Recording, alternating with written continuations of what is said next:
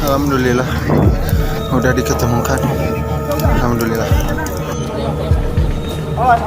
Jagat dunia maya kembali dihebohkan dengan hilangnya seorang pendaki bernama Muhammad Gibran Ar-Rasyid di Gunung Guntur, Kabupaten Garut, Jawa Barat. Pendaki yang masih berusia belia ini dilaporkan menghilang sejak hari Minggu tanggal 19 September 2021 lalu. Puluhan tim penyelamat dari gabungan SAR dan warga sekitar diterjunkan ke lokasi untuk mencari kemana hilangnya Muhammad Gibran. Beruntung, remaja yang berusia 14 tahun ini ditemukan dalam kondisi selamat di Curug Cikoneng sekitar pukul 17 hari Jumat 24 September 2021. Muhammad Gibran ditemukan sekitar 1 km dari posisi dirinya terakhir berada.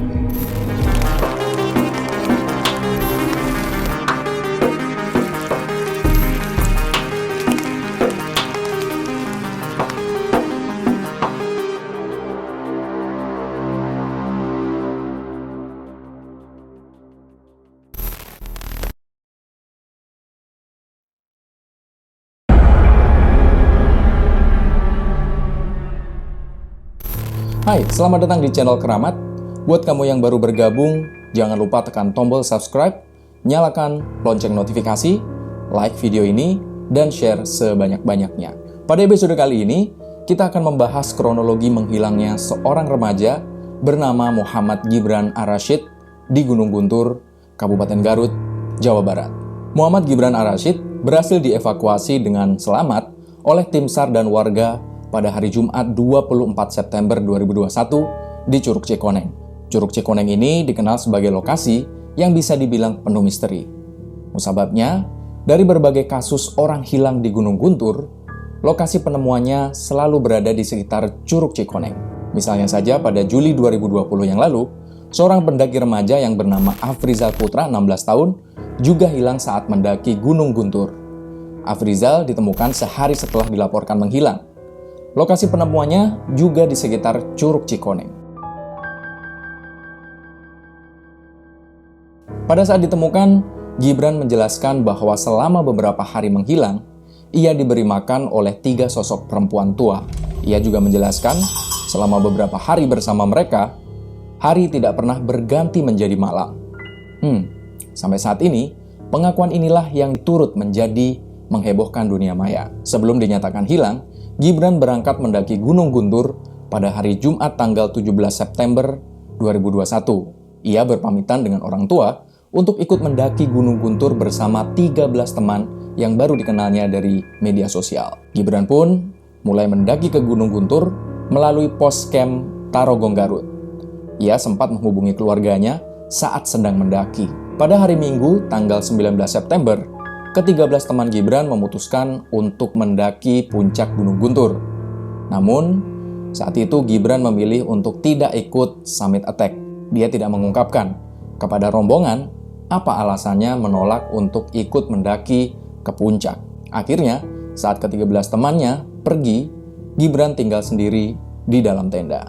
Sehari kemudian pada hari Senin tanggal 20 September, sekitar pukul 15, 13 orang rombongan yang mendaki puncak turun menuju campsite atau tempat mereka mendirikan tenda. Pada saat itu juga, mereka tidak menjumpai Gibran berada di sekitar tenda. Yang mereka temukan di tenda hanyalah perlengkapan Gibran berupa handphone, sepatu, kaos kaki, bahkan tas Gibran juga masih ada di dalam tenda. Rombongan pun mencari Gibran di sekitar lokasi, namun tidak berhasil menemukannya. Akhirnya, mereka memutuskan melapor ke pos bahwa ada 1 pendaki yang hilang. Pihak pos pun membenarkan bahwa mereka menerima laporan adanya pendaki yang menghilang. Belum genap 24 jam Gibran menghilang, porter camp Gunung Guntur kemudian melakukan pencarian di area tenda Gibran bermalam. Pada hari yang sama, Basarnas Jawa Barat pun juga tiba di camp pos Gunung Guntur. Namun saat itu cuaca di Gunung Guntur yang tidak menentu sangat mempersulit pencarian korban. Berhari-hari tim rescue mencoba menyisir Gunung Guntur untuk mencari Gibran, namun tidak membuahkan hasil apa-apa. Gibran tetap tidak ditemukan, sehingga pada hari keempat pencarian, personel Brimob Polda Jabar dan relawan pendaki datang membantu pencarian tersebut. Pada hari keempat, tim melakukan perubahan metode yang awalnya menggunakan metode pencarian spiral dari atas ke bawah. Mereka mengubahnya menjadi metode terbalik, yakni dari bawah ke atas puncak. Namun tetap saja, meski dengan metode yang berubah, tim penyelamat tetap tidak menemukan Gibran atau jejak-jejaknya.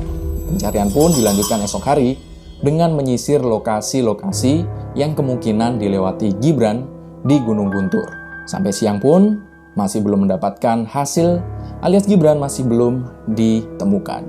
Pada pukul 17.00, tim SAR mendapat laporan bahwa Gibran ditemukan dalam keadaan selamat di Curug Cikoneng. Saat itu korban dalam keadaan linglung. Korban lantas segera dievakuasi ke Puskesmas Tarogong Keler untuk mendapatkan pertolongan. Meskipun Gibran telah berhasil ditemukan, kisah pencarian Gibran ini menyisakan tanda tanya bagi para pencari remaja 14 tahun ini. Menurut ayah Gibran, lokasi tempat ditemukannya Gibran sudah berulang kali dilintasi. Namun, entah mengapa, di hari-hari sebelumnya Gibran tidak ada di situ. Menurut informasi, pria bernama Ade Leji, 55 tahun, merupakan orang yang pertama kali menemukan Gibran di Curug Cikoneng. Pria ini diyakini oleh warga sekitar sebagai tetua kampung Citiis, Desa Pesawahan, Kecamatan Tarogong Keler, Garut, Jawa Barat. Selama Gibran menghilang di Gunung Guntur, pria yang biasa dipanggil Mang Ade ini tak tinggal diam. Dia juga turut mencari Gibran di saat orang-orang lain masih beristirahat.